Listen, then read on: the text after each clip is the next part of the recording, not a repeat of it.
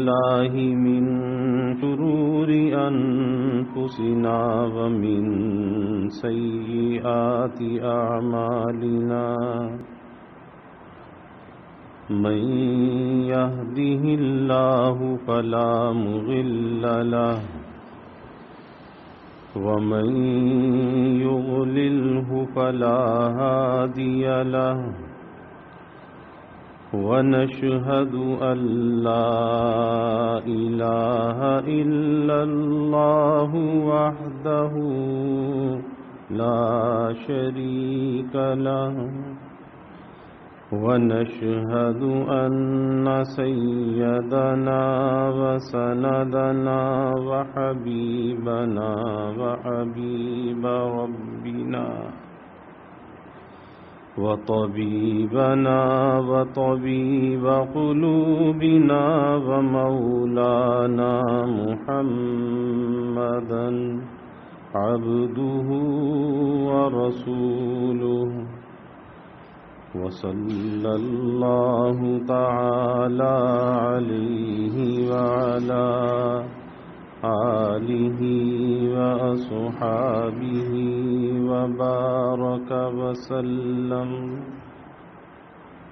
وبارك وسلم تسليما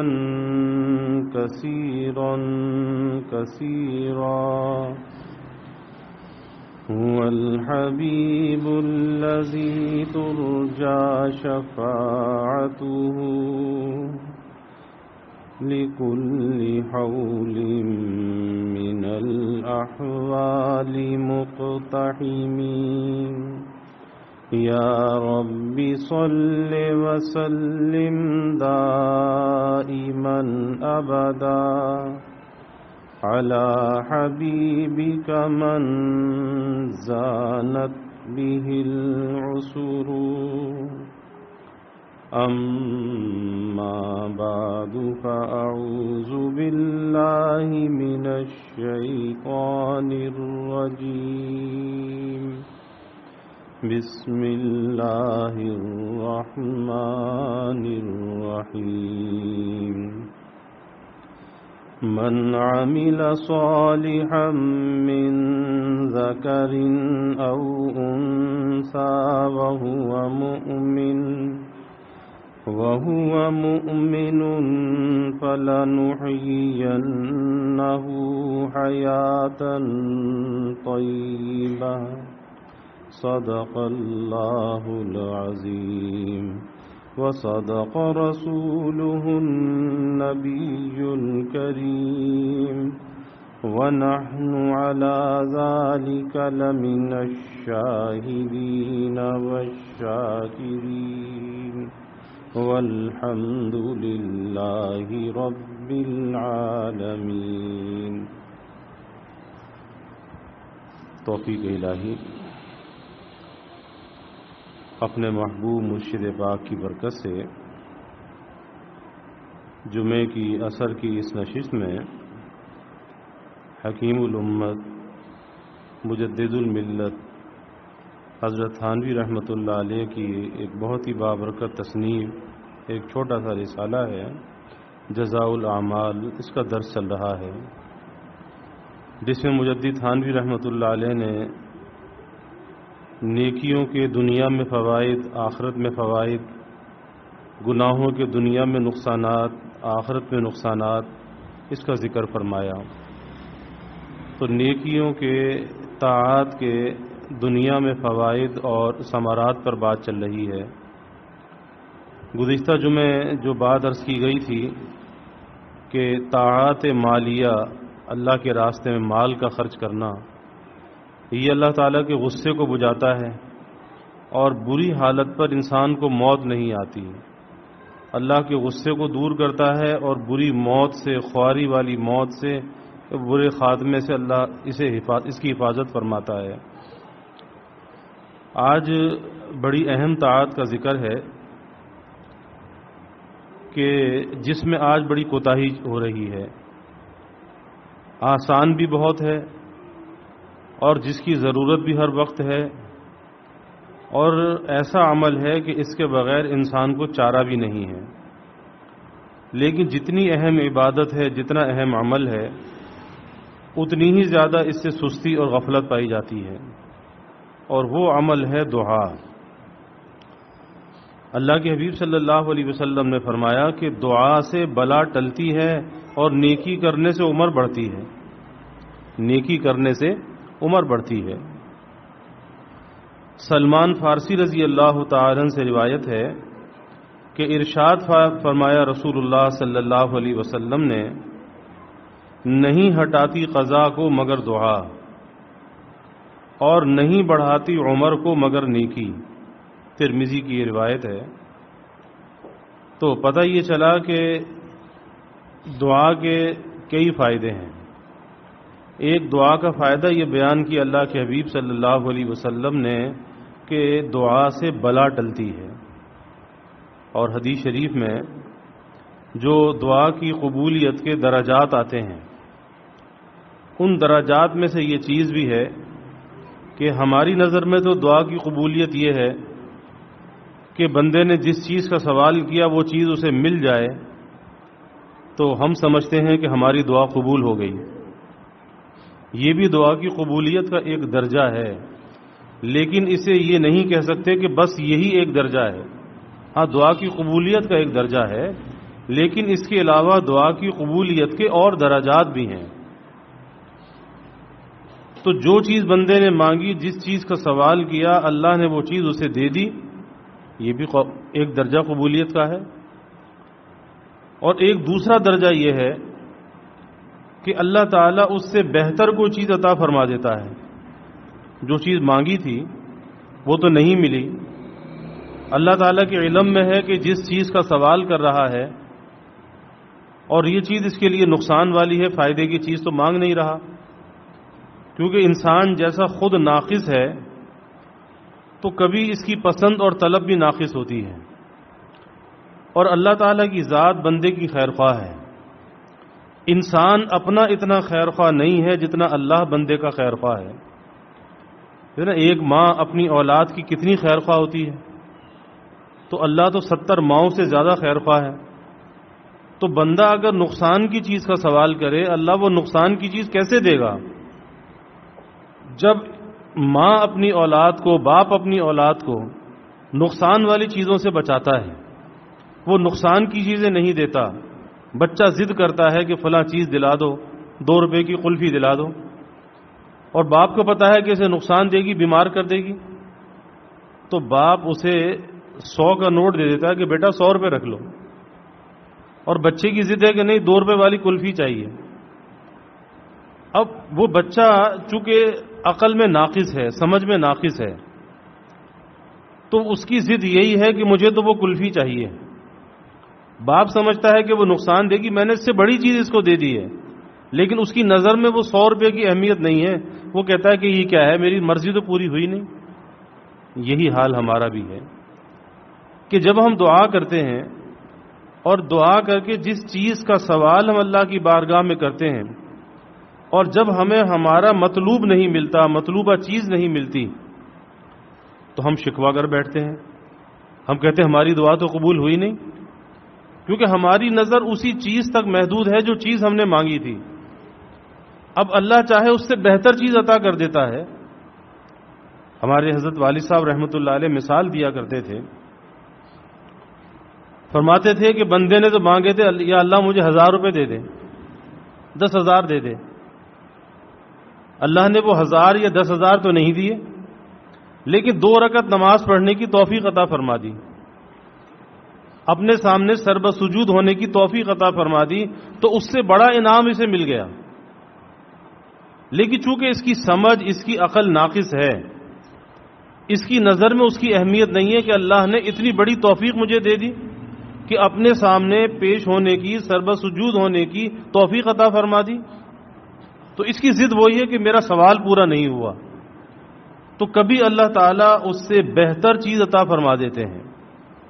اور تیسری بات جو یہاں پر بیان فرمائی کہ دعا سے بلا ٹلتی ہے، کہ بندے نے دعا مانگی، کسی چیز کا اللہ سے سوال کیا، اسے اس کی مطلوبہ چیز نہ ملی، اس سے بہتر کوئی چیز نہ ملی، لیکن کوئی بلا، کوئی مصیبت، کوئی ناگہانی آفت آنے والی ہوتی ہے اور انسان کے علم میں نہیں ہوتا، اسے معلوم نہیں کہ ابھی آئندہ لمحے کیا ہونے والا ہے، کسی کو معلوم نہیں ہے، تو وہ بلا اور وہ مصیبت، وہ ناگہانی آفت آنے والی ہوتی ہے، اللہ تعالیٰ اس دعا کی برکت سے اس کو ٹال دیتے ہیں، وہ مصیبت اور بلا ٹل جاتی ہے۔ اب اسے اس بات کا احساس بھی نہیں ہوتا، لیکن یہ بھی دعا کی قبولیت کا ایک درجہ ہے کہ وہ آنے والی مصیبت ٹل جاتی ہے۔ کس چیز کا اثر ہے؟ دعا کا اثر ہے۔ اس لیے کہا جاتا ہے کہ دعا کسی بھی حال میں نفع سے خالی نہیں ہے، اور دعا مانگنا انسان کو کبھی چھوڑنا نہیں چاہیے، کہ جس چیز کا سوال کیا قطع نظر اس سے کہ جو مانگا ملا یا نہیں ملا، قطع نظر اس سے، بس تم نے اپنی عرضی تو پیش کر دی نا، اللہ کی بارگاہ میں سوال اور درخواست تو پیش کر دی۔ اب وہ رب، وہ کریم ذات ایسی ہے کہ حدیث میں آتا ہے کہ اللہ سب سے زیادہ غیور ہے، غیرت والا ہے، کہ اسے بندے کے ہاتھ خالی لوٹاتے ہوئے حیا آتی ہے کہ میرا بندہ میرے آگے ہاتھ پھیلا رہا ہے تو میں اس کے خالی ہاتھ کیسے واپس لوٹا دوں۔ اللہ دنیا میں بعض انسانوں کو بھی یہ ایسی غیرت عطا کرتا ہے کہ ان کے در پہ کوئی آتا ہے کچھ نہ کچھ لے کے جاتا ہے کہ بھی آنے والا خالی واپس نہیں جانا چاہیے۔ تو اللہ تو احکم الحاکمین ہے، ساری کائنات کے خزانوں کا مالک ہے، اللہ کو حیا آتی ہے اس بندے کے ہاتھ خالی کیسے واپس کر دیے جائیں۔ اس لیے دعا ایسا عمل ہے کہ کسی حال میں بھی دعا سے مایوس نہیں ہونا چاہیے اور دعا مانگنا نہیں چھوڑنا چاہیے۔ ایک اللہ والوں کا واقعہ آتا ہے کہ رات کو تہجد میں اٹھتے تھے، ایک مرتبہ خادم وضو کرا رہا ہے، خدمت کر رہا ہے، غیب سے آواز آئی کہ کچھ بھی کر تو مردود ہے، تیرا کوئی عمل ہمیں پسند نہیں، تو مردود ہے۔ لیکن تہجد بھی پڑھی، دعا بھی، مناجات بھی کی، کام میں لگے رہے۔ دوسرے دن پھر بیدار ہوئے تو خادم نے کہا کہ حضرت جب وہاں سے قبول نہیں ہے اور وہ یہ کہتے ہیں کہ کچھ بھی کر تو مردود ہے، تیرا کوئی عمل قبول نہیں ہے، تو پھر آپ اس مشقت میں کیوں پڑھتے ہیں؟ کیا ضرورت ہے؟ آپ بھی پڑھ کے سو رہے ہیں جب وہاں سے قبول ہی نہیں ہے، پسند ہی نہیں ہے۔ تو ان اللہ والوں نے پوچھا کہ تم نے بھی اس آواز کو سنا؟ کہا کہ جی حضرت کل میں نے بھی اس آواز کو سنا۔ تو فرمایا کہ میں تو 20 برس سے سن رہا ہوں، میں تو 20 برس سے سن رہا ہوں۔ لیکن کہا کہ بیٹا ایک بات تو بتا، اس در کے سوا کوئی در ہے جہاں اسے چھوڑ کر اس در پہ چلا جاؤں؟ ظاہر ہے کہ اس در کے سوا کوئی اور در نہیں ہے،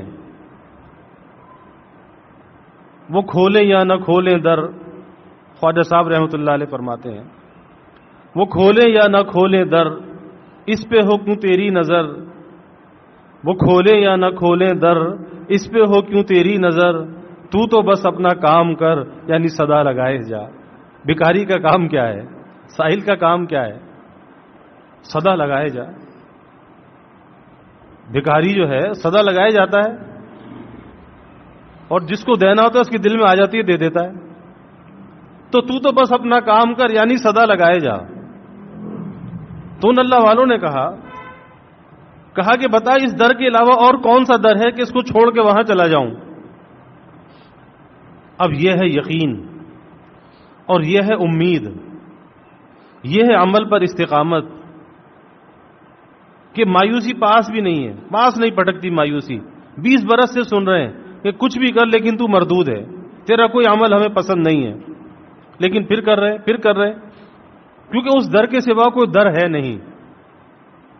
بس جب یہ کہا دل پہ چوٹ بھی لگی کہ اب تک تو میں سنتا تھا، اب تو اس خادم نے بھی سن لیا، لیکن امید کا دامن ہاتھ سے نہیں چھوڑا۔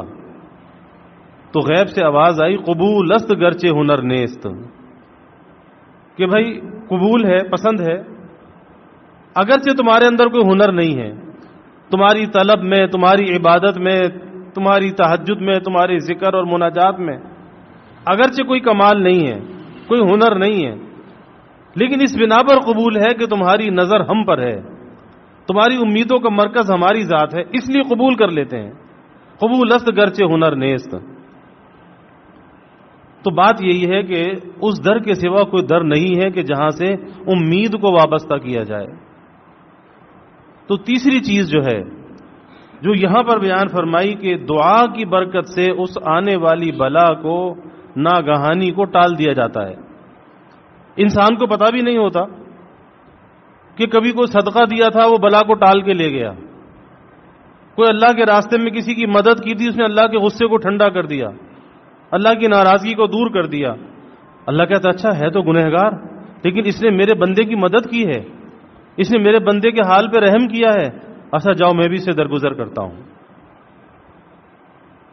تو بندے کو احساس بھی نہیں ہوتا کہ کیا ہو گیا، کیسے ہو گیا، لیکن وہی بات کہ اللہ تعالیٰ کی قدرت جو ہے وہ کار فرما ہوتی ہے، اللہ کی مشیت کار فرما ہوتی ہے، اور وہ نظام کائنات حرکت میں ہوتا ہے، چل رہا ہوتا ہے، انسان کو معلوم بھی نہیں ہوتا کہ کس طرح سے اس کے ساتھ بھلائی ہو جاتی ہے، خیر خواہی ہو جاتی ہے، آنے والی بلا اور مصیبت ٹل جاتی ہے، احساس بھی نہیں ہوتا۔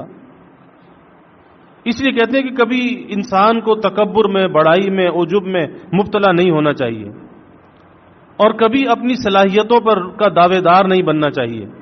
نہ معلوم کس کی دعاؤں کا صدقہ ہوتا ہے۔ گھر میں بوڑھے ماں باپ ہوتے ہیں، ضعیف ماں باپ ہوتے ہیں، سفید بال والے ہوتے ہیں، اللہ ان کے اٹھے ہوئے ہاتھوں کی لاج رکھتا ہے، اللہ ان اٹھے ہوئے ہاتھوں کو رد نہیں کرتا، وہ لبوں سے نکلے ہوئے الفاظ کو اللہ رد نہیں کرتا۔ وہ ماں باپ بڑے قابل قدر ہوتے ہیں۔ آج تو افسوس کے ساتھ کہنا پڑتا ہے کہ اولاد اپنے ماں باپ کی قدر نہیں کرتی، لیکن واللہ دنیا کے اندر یہ عظیم سہارے ہوتے ہیں، دعاؤں کا ذریعہ ہوتے ہیں، بڑی ان کی قدر کرنی چاہیے۔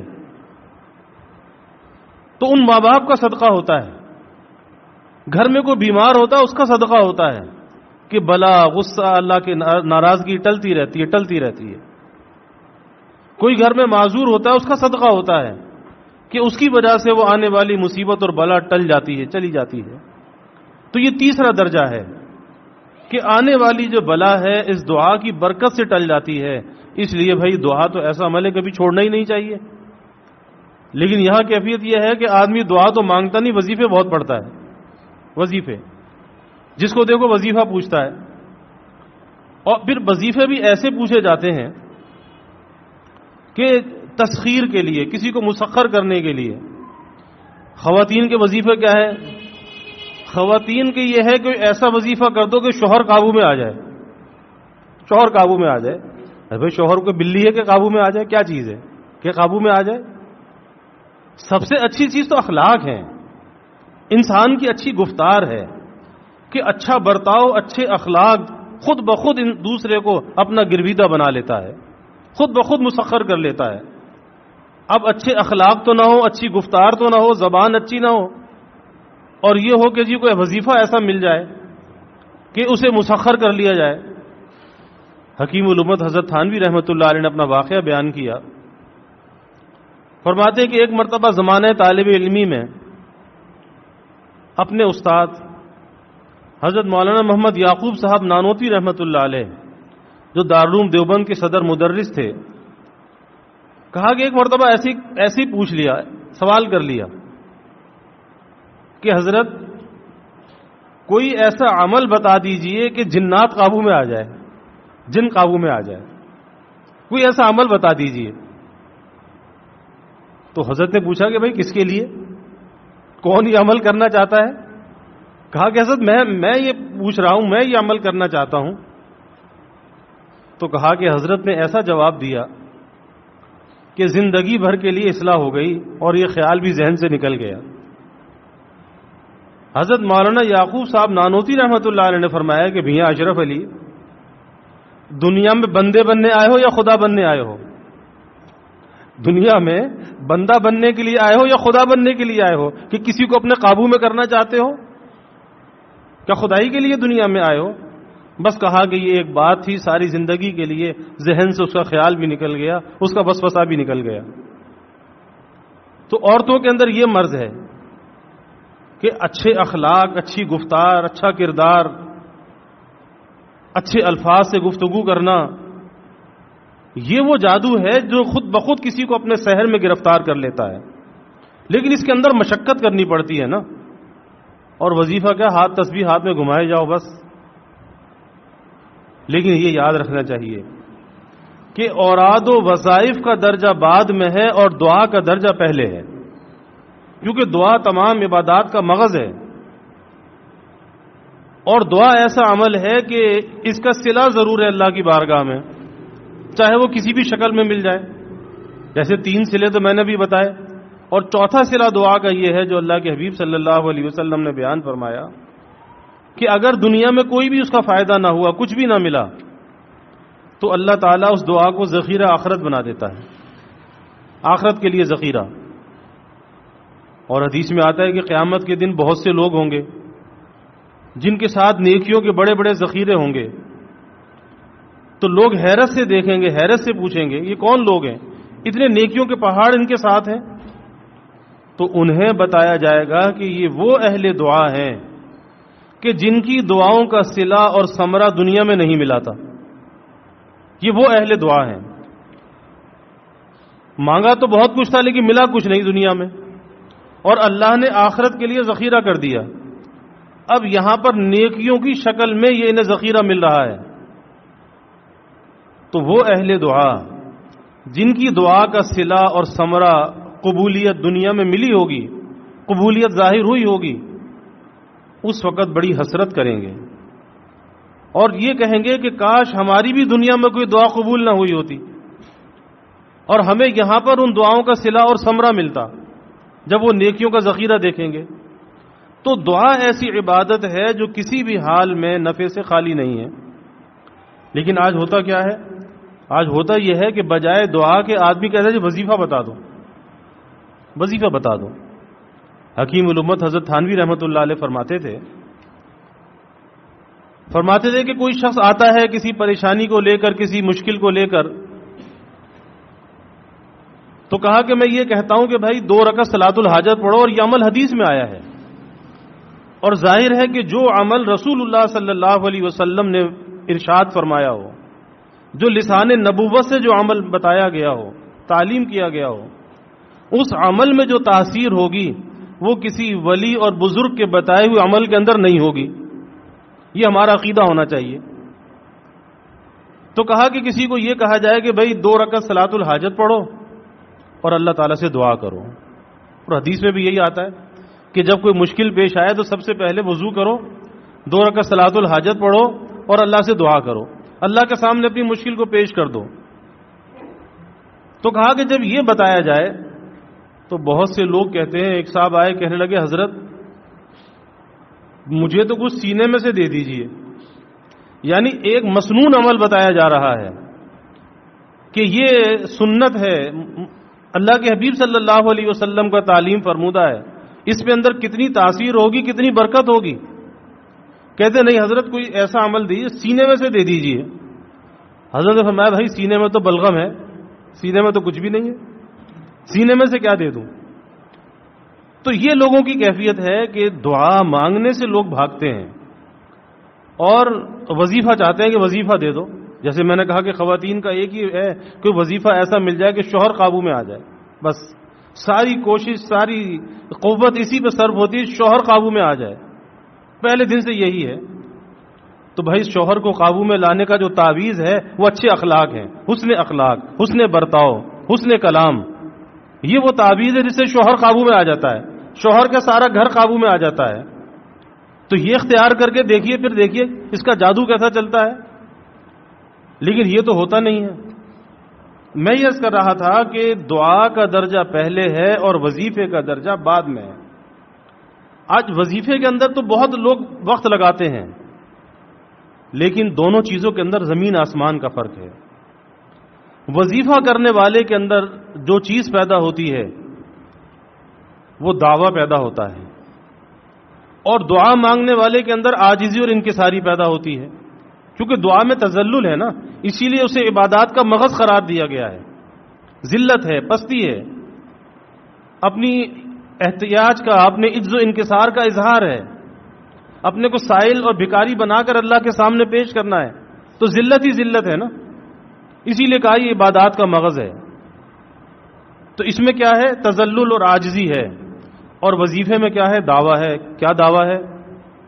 وظیفہ کرنے والا یہ سمجھتا ہے کہ بھئی میں اتنے ہزار دفعہ یہ پڑھتا ہوں، فلاں اسماء حسنہ میں سے کچھ پڑھتا ہوں یا کوئی اور وظیفہ پڑھتا ہوں، کہیں لکھا ہوا دیکھ لیا، کسی سے سن لیا یا کسی نے بتا دیا، تو اتنا میں وظیفہ کرتا ہوں تو ذہن کے اندر یہ بات آ جاتی ہے کہ اب تو بس میرا کام ہونا چاہیے، یعنی اللہ پر کوئی ایسا اس وظیفے کا دباؤ ہے کہ کام ضرور ہو جائے گا.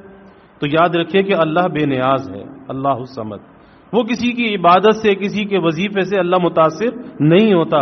اللہ کی ذات تاثر سے پاک ہے. اگر اللہ کسی کو دیتا ہے اپنے فضل سے دیتا ہے، کسی کے وظیفے سے، کسی کی دعا سے، کسی کی عبادت سے متاثر ہو کے نہیں دیتا، کیونکہ وہ ذات تاثر سے پاک ہے. کیونکہ تاثر اگر کسی کے اندر آئے تو تاثر کا آنا یہ تو ایک عیب کی بات ہے. انسان کے اندر تو تاثر ہو سکتا ہے اور اللہ ہر عیب سے پاک ہے، تاثر سے بھی پاک ہے. تو وظیفے کرنے والے میں پہلی یہ خرابی، یہ دعویٰ پیدا ہو جاتا ہے. اور دوسری یہ چیز ہے کہ اسے اپنے وظیفے پر تو بھروسہ ہوتا ہے، اللہ پہ بھروسہ نہیں ہوتا کہ اگر اس کی کوئی مراد پوری ہو گئی، سمجھتا ہے کہ میرے وظیفے سے ہوئی ہے. تو شرک ہے. کسی کے وظیفے میں یہ طاقت نہیں کہ کسی کا کام بنا دے. دوا کے اندر یہ طاقت نہیں کہ شفا دے دے. دوا جب شفا دیتی ہے اللہ کے حکم سے دیتی ہے. تو جیسے دوا ہے ایسے ہی وظیفہ ہے. اور اوراد و وظائف جو رسالوں میں، کتابوں میں لکھے ہوتے ہیں، اور یاد رکھیے کہ ہر وظیفہ ہر کسی کو پڑھنا بھی نہیں چاہیے. آج تو یہ ہے کہ لوگ ایک نفسیاتی بات ہوتی ہے، ایک انسان کی فطرت میں اللہ نے یہ چیز رکھی ہے کہ کوئی طب کی کتاب ہو جس میں جسمانی امراض اور اس کا علاج لکھا ہو. آپ اس طب کی کتاب کو پڑھنا شروع کیجئے، جتنے امراض اس میں لکھے ہوں گے، جتنی دوائیاں اس میں لکھی ہوں گی، لگے گا کہ یہ بھی میرے اندر ہے، یہ بھی میرے اندر ہے، یہ دوا بھی کھا لوں، یہ دوا بھی کھا لوں. تو کیا کبھی کوئی ایسا کرتا ہے کہ جو نسخہ سامنے آیا استعمال کرنا شروع کر دیا؟ نہیں. جسمانی مرض میں آدمی کیا کرتا ہے؟ ڈاکٹر کے پاس جاتا ہے. اور کبھی تو ڈاکٹر نفس پہ ہاتھ رکھ کے کہتا ہے میاں جاؤ، کچھ بھی نہیں، ٹھیک ٹھاک ہو، بالکل ٹھیک ہو، کوئی مرض نہیں ہے.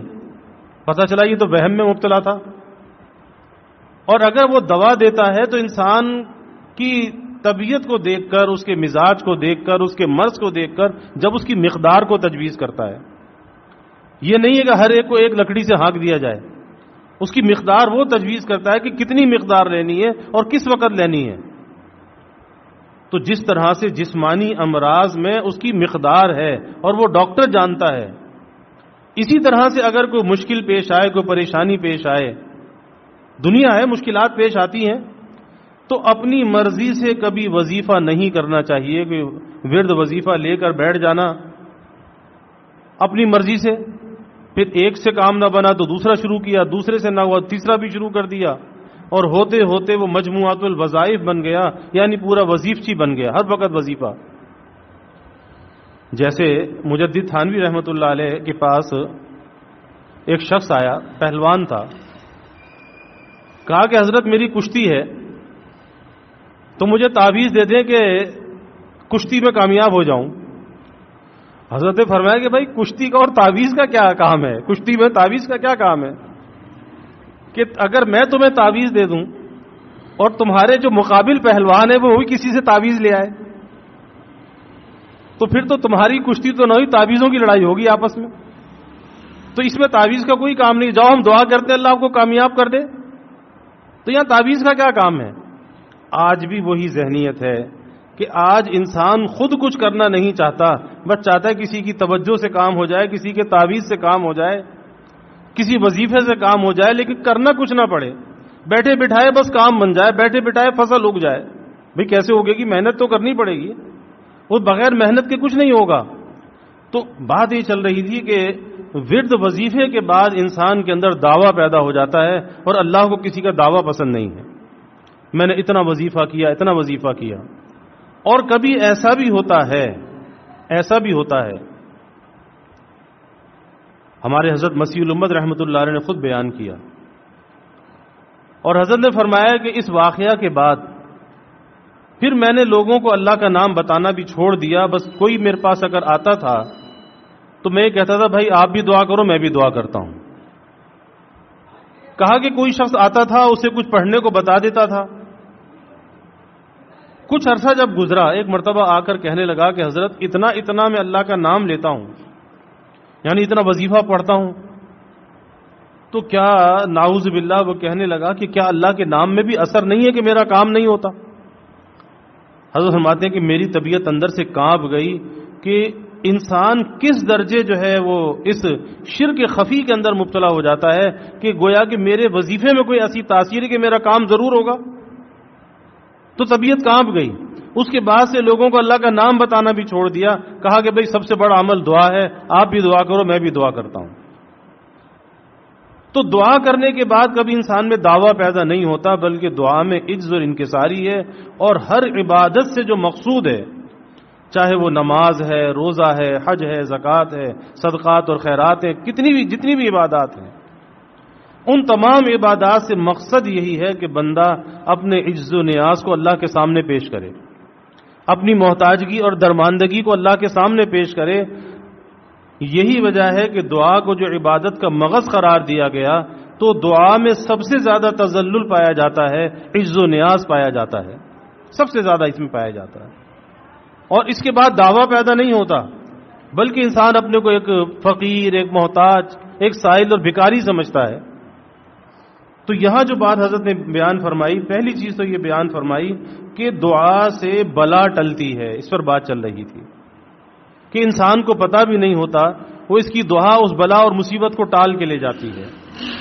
اور دوسرے فرمایا کہ نیکی سے عمر بڑھتی ہے۔ اب یہاں پر اس کے کئی معنی علماء نے بیان کیے۔ ایک معنی تو یہ بیان کیے کہ حقیقتاً عمر بڑھ جاتی ہے نیکی سے، اور ایک معنی اس کے یہ بیان کیے کہ جتنی بھی عمر ہے جو اللہ کے علم میں ہے کہ انسان کی عمر کتنی ہے، لیکن عمر بڑھنے کا جہاں پر جو اللہ کے حبیب صلی اللہ علیہ وسلم نے بیان فرمایا، تو اس کا مقصد یہ ہے کہ وہ عمر اس کی فعال گزرتی ہے، اللہ کی اطاعت اور بندگی کے ساتھ گزرتی ہے، اور اس عمر میں وہ اتنا کام کر لیتا ہے کہ اگر اس سے زیادہ بھی عمر ہوتی اور اس عمر کی برکت اسے حاصل نہ ہوتی، وہ کام نہیں کر سکتا تھا۔ بعض لوگ ہوتے ہیں چھوٹی عمر میں اتنا کام کر جاتے ہیں کہ تصور میں بھی نہیں آتا کہ اچھا اتنا کام کر لیا۔ تو یہ کیا ہے؟ اسے کہتے عمر کا بڑھ جانا، اور وہ عمر جو ہے فعال ہو کر گزرنا، کہ ایک عمر وہ ہے انسان بیمار ہو جائے، بستر پہ پڑ جائے، کوئی معذوری آ جائے، اب عمر تو گزر رہی ہے لیکن وہ عمر غیر فعال گزر رہی ہے، اس کی وہ ایکٹیو لائف نہیں ہے، بلکہ وہ ایک معذوری کی زندگی ہے، گزر رہی ہے۔ اسی لیے کہا جاتا ہے کہ اللہ تعالیٰ کے انعامات میں صحت بہت بڑی نعمت ہے، اس صحت کی سب سے زیادہ حفاظت کرنی چاہیے کہ صحت ہے تو سب کچھ ہے، زندگی جتنی ہے اتنی ہی رہے گی، لیکن اگر صحت انسان کی باقی رہے گی تو زندگی پر لطف اور پر مزہ گزرے گی، اور کسی کی محتاجی نہیں ہوگی، انسان اپنے کام اپنے ہاتھوں سے کرے گا، چلتا پھرتا دنیا سے جائے گا۔ تو عمر بڑھنے کا مطلب یہ ہے کہ وہ زندگی فعال گزرتی ہے، لیکن کس وجہ سے؟ وہ نیکی اور طاعت کی وجہ سے، اور دعا جو ہے یہ بھی بہت بڑی طاعت ہے۔ اور دوسری روایت میں فرمایا کہ نہیں ہٹاتی قضا کو مگر دعا۔ کہتے نا اللہ نے تقدیر میں لکھ دیا ہے، جو ہونے والا تقدیر میں لکھا ہوا ہے، تو تقدیر کو اگر بدلنے والی کوئی چیز ہے تو وہ دعا ہے، کیونکہ دعا داخل تقدیر ہے، تقدیر سے باہر کی کوئی چیز نہیں ہے۔ اسی لیے مجدد الفسانی رحمۃ اللہ علیہ نے لکھا ہے کہ اللہ تعالی نے انسان کی تقدیر کا تھوڑا حصہ ہے جو اٹل بنایا ہے، جس میں کوئی تبدیلی نہیں ہوتی، لیکن تقدیر کا اکثر حصہ جو ہے وہ معلق ہے، جو اللہ نے مشروط رکھا ہے کہ یہ بندہ فلاں چیز کا مجھ سے سوال کرے گا، دے دی جائے گی، فلاں مصیبت سے پناہ مانگے گا، پناہ دے دی جائے گی، یہ صحت کا سوال کرے گا، دے دی جائے گی، وغیرہ وغیرہ۔ تو بہت سی چیزوں کو اللہ تعالیٰ نے اٹل نہیں کیا بلکہ معلق رکھا ہے، انسان کے مانگنے پر رکھا ہے، تو یہ قضا کا ٹل جانا یا تقدیر کا بدل جانا یہ دراصل دعا سے ہے کہ دعا سے اللہ تقدیر کو بھی بدل دیتا ہے، اور جو چیز تقدیر کو بدلنے والی ہو پھر اسے مضبوطی سے پکڑنا چاہیے، پھر اسے چھوڑنا نہیں چاہیے۔ اور آج اگر ہم اپنے معمولات زندگی کے اندر دیکھتے ہیں تو بہت کچھ ملتا ہے، باتیں بھی ملتی ہیں، فضولیات بھی ملتی ہیں، سوشل میڈیا کا استعمال بھی ملتا ہے، فیس بک بھی ملتی ہے، یوٹیوب بھی ملتا ہے، سب کچھ ملتا ہے، اور اگر زندگی میں جو چیز نظر نہیں آتی وہ دعا نظر نہیں آتی، جو اللہ سے بندے کو جوڑنے والی ہے، جو حاجات براری کا ذریعہ ہے، اللہ تعالیٰ کی توجہ حاصل کرنے کا ذریعہ ہے، مصیبتوں کو ٹالنے کا ذریعہ ہے، عمر کو بڑھانے کا ذریعہ ہے، تقدیر کو بدلنے کا ذریعہ ہے، وہ دعا ہے۔ اور خالی دعا یہ نہیں ہے کہ ہاتھ اٹھائے، چہرے پہ ہاتھ پھیرے بس چل دیے۔ دعا کا مقصد ہے اللہ تعالیٰ کے سامنے اپنی عرضی اور درخواست کو پیش کرنا، جیسے کسی حاکم کے سامنے اپنی عرضی اور درخواست پیش کی جاتی ہے، اور وہ جیسے کسی حاکم کے سامنے پیش کی جاتی ہے پوری توجہ اور دھیان کے ساتھ، تو اس طرح اللہ تعالیٰ کے سامنے مناجات کرنا یعنی اپنی عرضی اور درخواست کو اللہ کے سامنے پیش کرنا کہ دل، دماغ، توجہ سب کچھ اسی طرف لگا ہوا ہو، اور پھر یقین کے ساتھ مانگنا، بے یقینی کے ساتھ نہیں کہ مانگ تو رہا ہے پتہ نہیں ملے گا یا نہیں ملے گا، نہیں، یقین کے ساتھ کہ ضرور ملے گا۔ اور حدیث میں آتا ہے کہ اللہ کہتا ہے بندے کے یقین کے ساتھ ہوں، انا ظنی عبدی بھی، میں اپنے بندے کے گمان کے ساتھ ہوں، جیسا وہ گمان رکھے گا اللہ ویسا ہی اس سے معاملہ فرمائے گا، تو یقین کے ساتھ۔ اور دوسری بات، دل میں غفلت نہیں ہونی چاہیے کہ اللہ غفلت بھرے دل کی دعا کو قبول نہیں کرتا۔ تو بھائی دعا کے بے شمار فوائد ہیں، اس لیے دعا کو مضبوطی سے پکڑنا چاہیے کہ یہ عمل دنیا اور آخرت کی حاجت براری کے لیے اس سے بڑھ کر کوئی عمل نہیں ہے، اور رسول اللہ صلی اللہ علیہ وسلم کی حیات طیبہ سے جو سب سے بڑا سبق ملتا ہے وہ یہی مناجات ملتی ہے، دعا ملتی ہے۔ اللہ تعالی ہمیں اپنی بارگاہ میں مانگنے والا بنائے، اور اللہ تعالی غفلت سے ہماری حفاظت فرمائے۔ وآخر دعوانا الحمد للہ رب العالمین والعاقبۃ للمتقین والصلاة والسلام علی اشرف الانبیاء والمرسلین اللہم صل علی سیدنا ومولانا محمد وعلی آل سیدنا ومولانا محمد صلاة تنجینا بها من جمیع الاحوال والآفات وتخزیلنا بها جمیع الحاجات وتطہرنا بها من جمیع السیئات وترفعنا بها عندك أعلى الدرجات وتبلغنا بها أقصى الغايات من جميع الخيرات في الحياة وبعد الممات إنك على كل شيء قدير اللهم رب الحل والحرم ورب المشعر الحرام ورب البيت الحرام ورب الركن والمقام أبلغ لروح سيدنا ومولانا محمد منا السلام ربنا آتنا في الدنيا حسنة وفي الآخرة حسنة وقنا عذاب النار ربنا أتمم لنا نورنا واغفر لنا إنك على كل شيء قدير اللهم أعنا على ذكرك وشكرك وحسن عبادتك اللهم وفقنا لما تحب وترضى من القول والعمل والفعل والنية والهدى إنك على كل شيء قدير اللهم ألف بين قلوبنا وأصلح ذات بيننا واهدنا سبل السلام ونجنا من الظلمات إلى النور وجنبنا الفواحش ما ظهر منها وما بطن وبارك لنا في أسماعنا وأبصارنا وقلوبنا وأزواجنا وذرياتنا وتب علينا إنك أنت التواب الرحيم واجعلنا شاكرين لنعمتك مسنين بها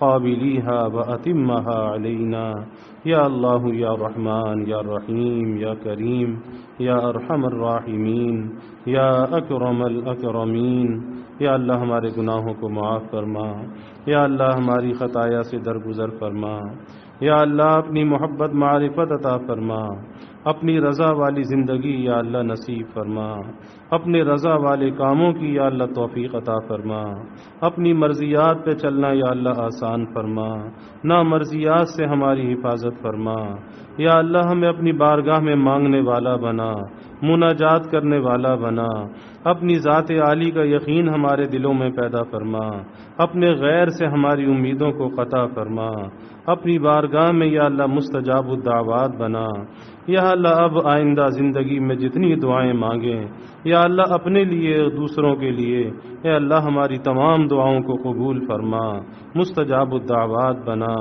اے اللہ سب کے دلوں کے نیک ارادوں کو، تمناؤں کو از غیب پورا فرما، سب کی حاجات کو یا اللہ پورا فرما، سب کی پریشانیوں کو یا اللہ دور فرما، بیماریوں سے یا اللہ حفاظت فرما، ہر ناگہانی بلا اور مصیبت سے یا اللہ حفاظت فرما، زمینی آسمانی آفات سے یا اللہ حفاظت فرما، موذی امراض سے یا اللہ حفاظت فرما، یا اللہ کبھی کسی کو مخلوق کا محتاج نہ بنا، ہمیشہ اپنے در کا سائل اور بھکاری بنا، اپنے در کا منگتا اور سوالی بنا، اے اللہ اولاد کا محتاج نہ بنا، فساق فجار کا دستے نگر نہ بنا، یا اللہ جب تک کی زندگی ہے اعضاء کی سلامتی عطا فرما، ایمان کی ترقی عطا فرما، ہر محتاجی معذوری سے حفاظت فرما، اے اللہ اعضاء کی سلامتی کے ساتھ رکھنا، یا اللہ چلتا پھرتا رکھنا، فعال زندگی یا اللہ ہمیں عطا فرما، محتاجی معذوری والی زندگی سے ہماری حفاظت فرما،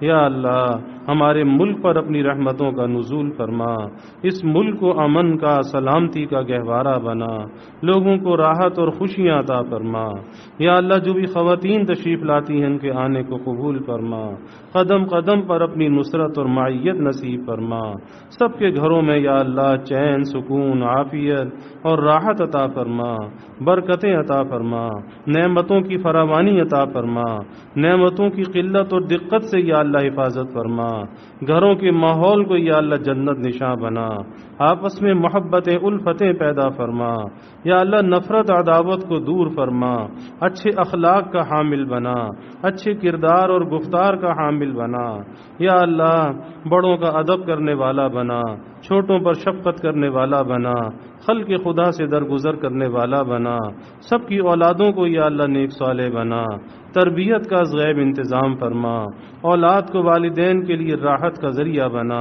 صدقہ جاریہ بنا، اور یا اللہ سب کا مستقبل تابناک بنا، والدین کو اولاد کی خوشیاں دیکھنا یا اللہ نصیب فرما، یا اللہ جو مانگا وہ بھی عطا فرما، جو نہ مانگ سکے وہ بھی عطا فرما، ہمیشہ اپنے سے مانگنے والا بنا، دین دنیا آخرت کی ہر بھلائی عطا فرما، ہر شر سے، ہر فتنے سے یا اللہ حفاظت فرما، یا اللہ اس کرونا کی وبا سے سارے عالم کو نجات عطا فرما، ساری انسانیت کو یا اللہ امن عافیت اور سلامتی عطا فرما، اس کے متاثرین یا اللہ دنیا میں جہاں کہیں بھی ہیں یا اللہ سب کو صحت کاملہ عاجلہ مستمر عطا فرما، یا اللہ یہ مشکل سب کے لیے آسان فرما، اس وبا سے یا اللہ نجات عطا فرما، یا اللہ شفا کو نازل فرما، یا اللہ ہم کمزور ہیں، ضعیف ہیں، کسی امتحان اور آزمائش کے قابل نہیں، یا اللہ ہر ابتلا اور آزمائش سے ہماری حفاظت فرما، یا اللہ ہمیں عافیت دارین عطا فرما، عافیت دائمہ عطا فرما، ربنا تقبل منا انک انت السمیع العلیم وتب علینا انک انت التواب